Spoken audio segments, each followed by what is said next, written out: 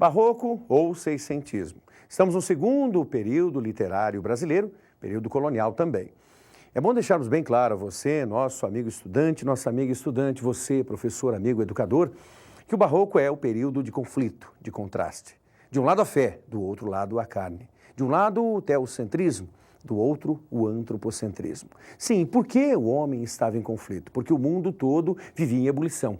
Uma ebulição motivada pelas vontades religiosas. De um lado, reforma lá atrás, a contra-reforma. Sim, mais tarde, ideias europeias bastante modernistas surgindo para aquela época, é lógico, olhando para o século XVII e depois para o século XVIII. E do outro lado, a resistência, ou seja, permanecer com a tradição, com a fé, com o dogma. Isso deixava os nossos personagens literários em grande antagonismo. Ou seja, não se sabia se a fé era a única vertente ou se a carne deveria ser aquela vertente melhor. Por conta disso, o Barroco sempre será visto por todos nós como algo, de um lado, extremamente iluminado, de outro lado, obscuro. E é claro que se estendeu em toda a literatura brasileira, não só na literatura, mas também na escultura.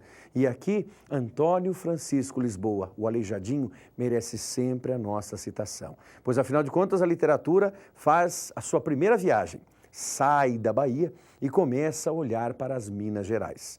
A literatura barroca, seiscentista, ela é também de caráter duplo, ou seja, ela vive um pouquinho na Bahia e vive também nas Minas Gerais.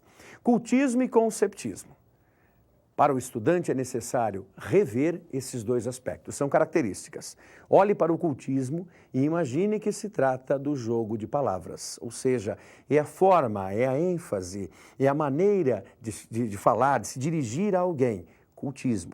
Normalmente, o cultismo era defendido pelo padre Antônio Vieira, mas era mais ainda defendido pelo Boca do Inferno, por Gregório de Matos Guerra. Cultismo, basicamente, jogo de palavras. Conceptismo, fundamentalmente o jogo de ideias. Sim, é o que hoje padres fazem na liturgia, nos seus sermões, dentro da igreja, pastores fazem nos cultos, quando dirigem a sua mensagem aos fiéis. Então, basicamente, eles jogam com ideias, sim, e ao jogarem com ideias são conceptistas. Cultismo, jogo de palavras, conceptismo, jogo de ideias. Padre Antônio Vieira transitou pelas duas características, mas ele é mais conceptista do que cultista. Gregório, por sua vez, um cultista singular. Marco inicial. É bom que tenhamos em mente o marco inicial. Se na literatura de informação, que falamos lá no início da nossa atividade de hoje, o marco inicial é a carta de Caminha, agora, no Barroco, o marco inicial é o poema Prosopopeia, de Bento Teixeira. Um poema que é um pouco épico. Por que um pouco épico? Alguém há de perguntar. Porque, na verdade, ele é dividido em cantos, assim como foram os Lusíadas lá atrás, os Lusíadas de Luís Vaz de Camões. Dois grandes autores, os maiores do período barroco no Brasil. Então, se Bento Teixeira foi o iniciador, ele não foi um dos grandes autores. É interessante, mas não aparece normalmente sendo cobrado nas provas, nos concursos. Quando se pede para que um autor barroco esteja em evidência em alguma prova, em algum concurso vestibular, este é Gregório de Matos Guerra, o Boca do Inferno. Por que Gregório advogado? Por que Gregório juiz? Por que Gregório Boca do Inferno? Porque ele falava tudo que lhe vinha à cabeça, tudo que lhe vinha ao coração, sobretudo. Ele estava cansado das mentiras, do engodo, da enganação, da falsa fé de muita gente e da falsa amizade de muitas pessoas. E por isso ele estabeleceu 3 tipologias de poesia. A sua poesia lírica, de amor, a poesia sacra, religiosa, de um temente que suplicava a Deus, e também proferiu aquela poesia que o destacaria em todo o cenário literário brasileiro, a poesia satírica. Sempre os 2 Fs cabem muito bem.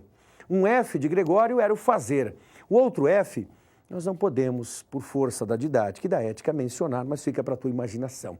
Normalmente, esses 2 Fs se referiam à Bahia e ao povo baiano, que mais tarde o expulsaria daquela boa terra para que ele, degradado, voltasse para o Brasil muito tempo depois para morrer em Pernambuco. A primeira morte do Boca do Inferno, a segunda morte a mais dolorosa, a mais criminosa ainda, foi aquela morte literária e intelectual. Quase tudo de Gregório foi banido. Por isso, muita coisa do que lemos hoje é apenas uma alegoria de Gregório de Matos Guerra. Padre Antônio Vieira, outro nome importante. Dos seus sermões, do Sermão da Sexagésima ao Sermão do Bom Sucesso das Armas de Portugal contra a Holanda, o padre Antônio Vieira transformou-se no maior orador que esse país teve em todos os tempos.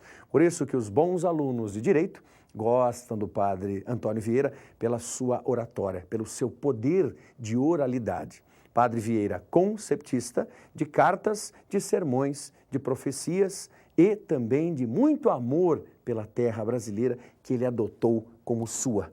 E é o que entendemos dentro da literatura barroca. Uma literatura de contrastes, de dificuldades, mas a primeira literatura que diz ao Brasil que aqui existe vida inteligente, que produz alguma coisa, que não quer mais ser governada por Portugal da maneira arbitrária como vinha sendo governada.